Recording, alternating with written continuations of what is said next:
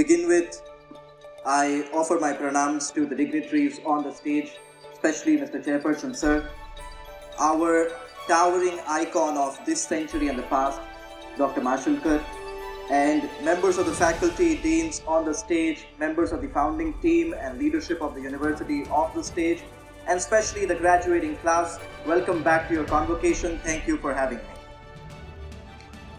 It is a deep and humbling honor to be simply sharing the stage with a gentleman who and I are half a century apart, and all of my life has been filled with the inspiration that has come from pearls of wisdom and the work of greatness and nation building that Dr. Mashelkar has taken forward in our country.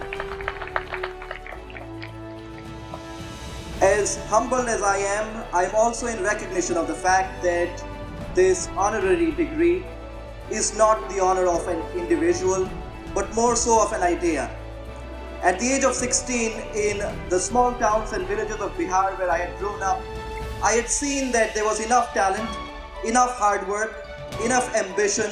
What was missing was the opportunity that kids must receive and the training that they must have as they try to move forward from their village to other platforms outside of it, from their cities to other national and international platforms, and for them to try and have the same opportunities at university and workplace that any other child born in privilege could have imagined for themselves. At the age of 16, I'd been to school only for a few years because I was homeschooled for a long period of time in small villages of Bihar. I used to read newspapers every day that used to come one day late. And in those newspapers, each year I would read about three kinds of students. Someone who received a full scholarship to go to university, someone who had just represented India at an international platform, and some child who had just won a national or an international competition. I was not enrolled in a school, so my dreams of receiving a scholarship or representing India or winning a competition could not have come true. So I picked up a simple habit. It was to write down any opportunity that I came across while reading newspapers in a diary. When I moved with my mother to my capital city of Bihar, the city of Patna, I started participating in all these competitions. I would fast forward that story, having traveled to around 6 different countries representing India, having competed at over 200 different local, national and international competitions. What I saw was the young people who were representing their countries and our country globally. The young kids who were winning at our national platforms and state platforms were no different from the kids who I grew up with in the small towns and villages of Bihar. It was clear that they were equally talented, equally hardworking. They did not know that NASA had a kids club and Intel had a science challenge. They did not know that there were full scholarship at some of the best universities in the world, and there were enough platforms for these kids to write better, to speak better, to quiz, to debate, to innovate, to build, and to move forward. So 16 years ago, that is the journey we set out on at Dexterity. Today I'm proud to report to you that from the son of a daily wage earner in a small village of Bihar to the daughter of a small farmer in the southern town of Tirupur in Tamil Nadu, from the daughter of a shopkeeper in Gujarat to the daughter of a school teacher in Assam. These are kids who have served the last 16 years as 14 of the ambassadors to United Nations systems and have received more than 175 crores in scholarships from all across the world. Please know that if there is one message I can leave you with, is the message with which we started Dexterity's journey. Inspired by the ideals of Swami Vivekananda, and especially at one point the words he would use, Dasasya Dasa, servant of the servants. The idea of education that he would put forward, that I hold every person a traitor who, despite having been educated at the cost of others, pays the least heed to them. The idea of education came a little clearer to me at a younger age than many of my friends. And at Dexterity, our idea is simple, and that might be of value this morning at Central Lawn at JECRC University. That message is that our country has a rich history of producing these servants of servants. In 1888, India sent its finest young man, a prodigious young son, to University College London. In 1913, we sent another fine young man to Columbia University. The 1888 UCL graduate would return to this country as Mahatma Gandhi and pave the path forward to our independence, while the 1913 graduate from Columbia would return as B.R. Ambedkar and pave the path forward to us becoming a republic.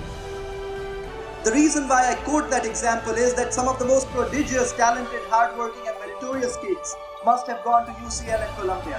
What makes a Gandhi and an Ambedkar an Ambedkar? That answer lies in the greater Indian thought behind education. When young people in our country are able to merge their educational journey with India's national journey, Gandhis and Ambedkars are prepared. In 1948, a year of our political independence, two young men returned to our shores, both actually to the western part of our country.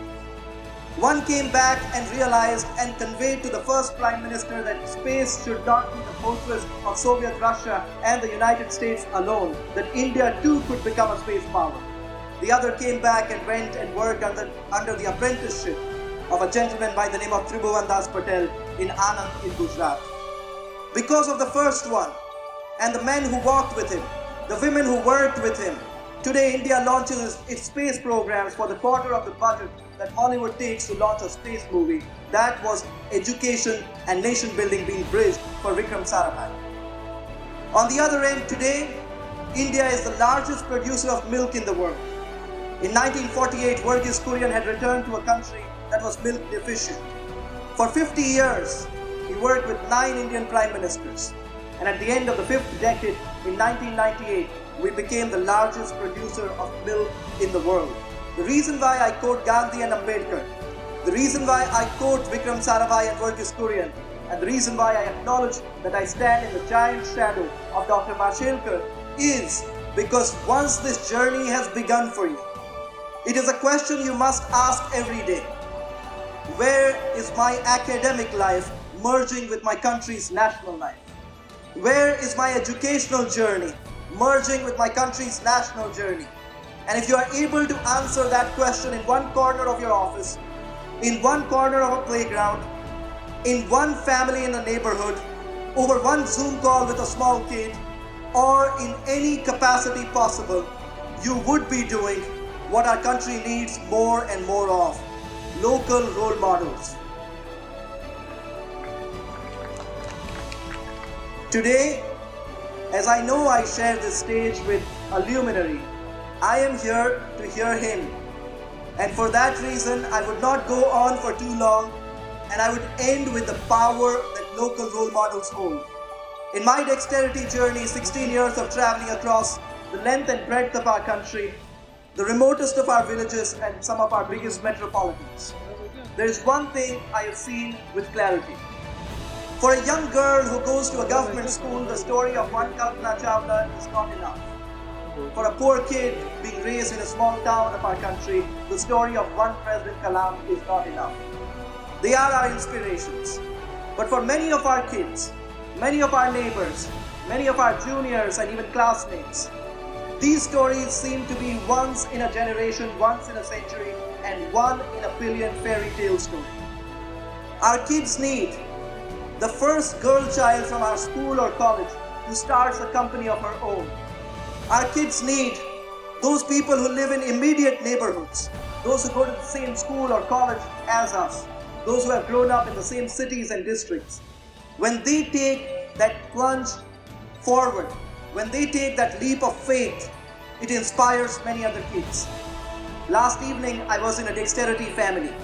One kid who's studying medicine in the United States, the other kid who goes to high school in Jaipur. I told her that today I would be speaking to you. What should I tell you? She said, I have not graduated college, I am in 10th grade. What do I tell you that you can share with college students? I said, today if you had to give a convocation speech to kindergarten kids, what would you tell them? And she immediately said, first grade is not that hard. For people like us gathered here, no matter what our age, it is the story of Dr. Mashelkar that tells us that first grade is not that hard. You've taken the step out of JECRC. This is our first grade in nation building. This is our first grade in lifting our communities up. And this is our first grade in being local role models. Thank you very much. Jai Hind, Jai Bharat.